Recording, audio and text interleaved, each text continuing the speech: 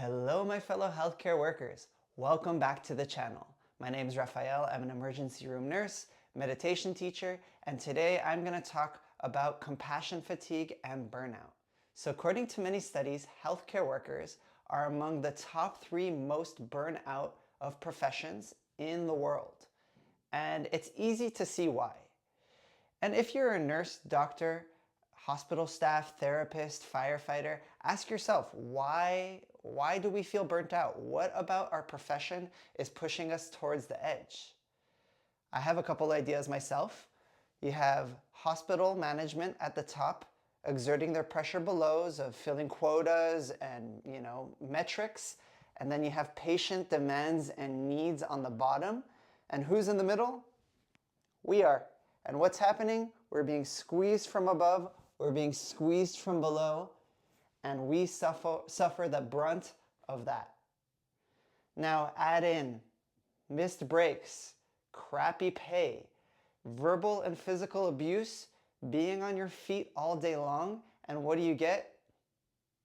You get a very stressed out healthcare worker.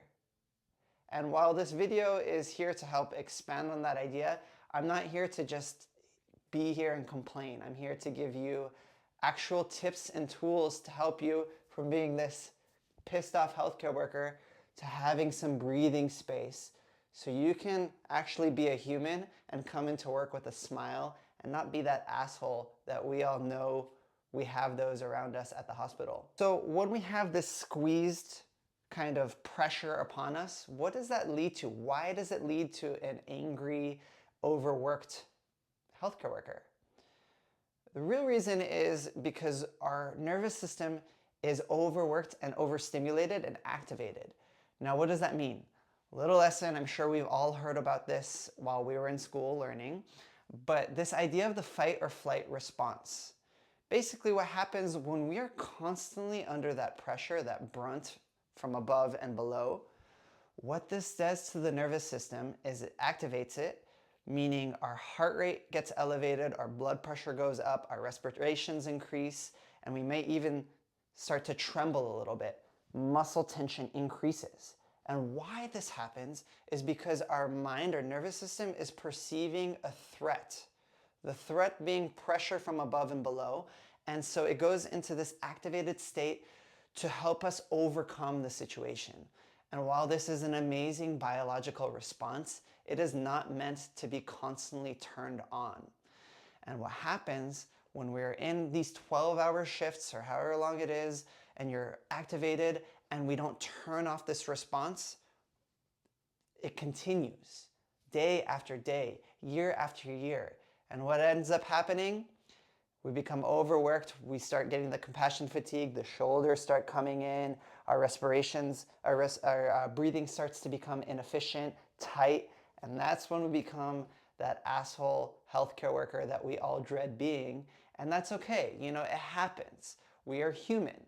But the beauty of humanity is that we have tools, and if we use the tools, we can overcome so much. So we're burnt out, we're overworked, our fight or flight system's activated, so what do? Ask yourself, what do you do? Now, I have my observations of my coworkers and even in myself for many years. What I've seen in myself and in others, when the system is overloaded, it wants to find that balance. Now, let's be real, it's not always in the healthiest of manners we try to self-medicate, but smoking, whether that be cigarettes or marijuana or drinking alcohol, these are ways that subconsciously we are trying to calm that nervous system. Maybe eating sugar, maybe overindulging in TV, vegging out. Simple ways that the human body has tried to self-regulate. And while these techniques may work, you can numb your system. If you're feeling heightened over here, yeah, you can drink alcohol and feel calm, but you're just burying the problem. The muscle tension is still there. The emotions that you're feeling, all that burnout is still there.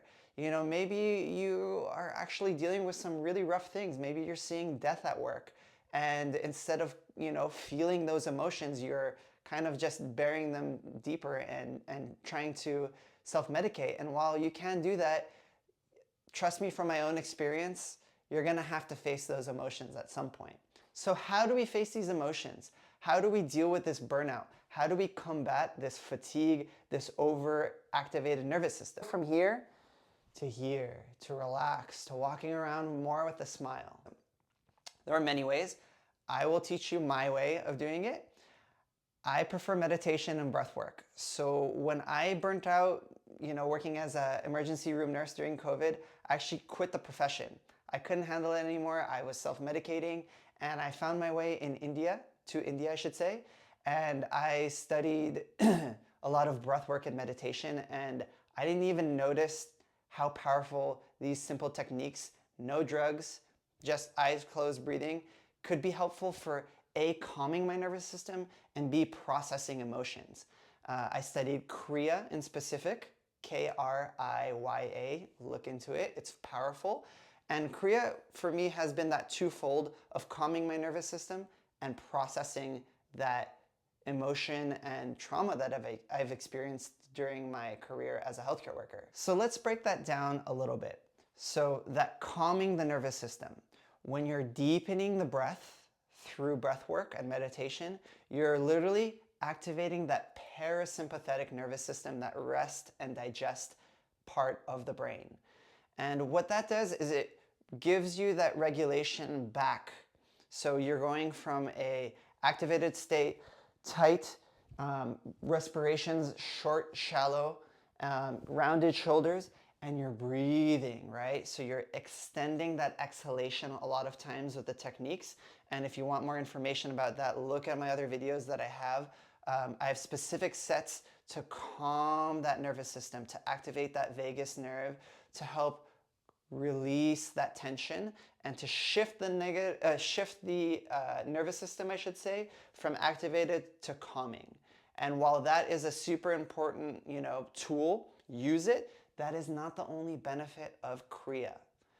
So where the real power comes in Kriya, in my opinion, is the second part, which is more helping you face the emotion and going through the trauma you've experienced. If you don't process trauma, it will come up repeatedly.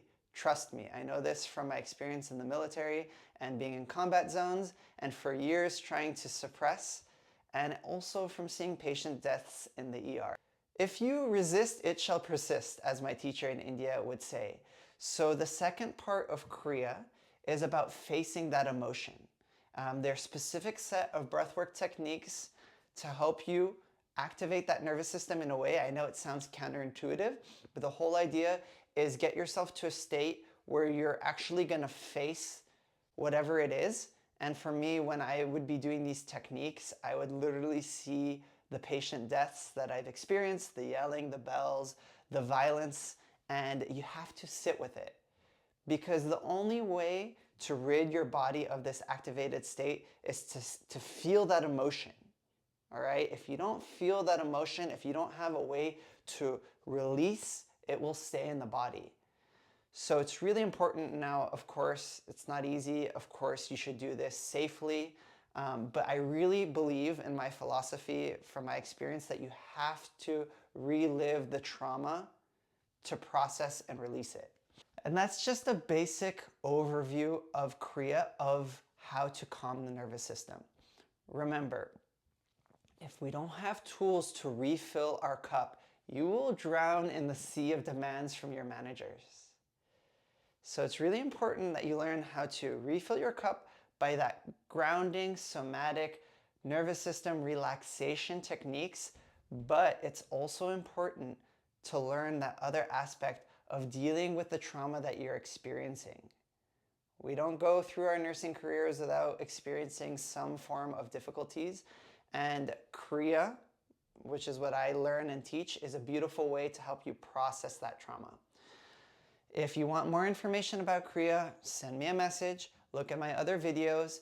I do one-on-one sessions to help healthcare workers in specific kind of move that heaviness in that body they're feeling, that ultimately is giving them that compassion fatigue. And just reach out. There's so many beautiful tools out there. Alcohol, marijuana, cigarettes, overindulgence in food, sitting in front of the TV all day long, distractions, they're just gonna calm you for the moment, but they're not really gonna help you really overcome what you're dealing with. And know that you're not alone. There's many of us out there that are feeling what you're feeling. Depression is high, suicide is high in our professions, and know that you are not alone. Reach out to friends, find outlets to talk, use your tools in meditation, breath work, or whatever it is. But keep trying, keep going, and know that you're supported. Again, like this video if you found this helpful. I look forward to hearing from you, and we'll meet again shortly. Thank you, everybody. Until then, keep strong.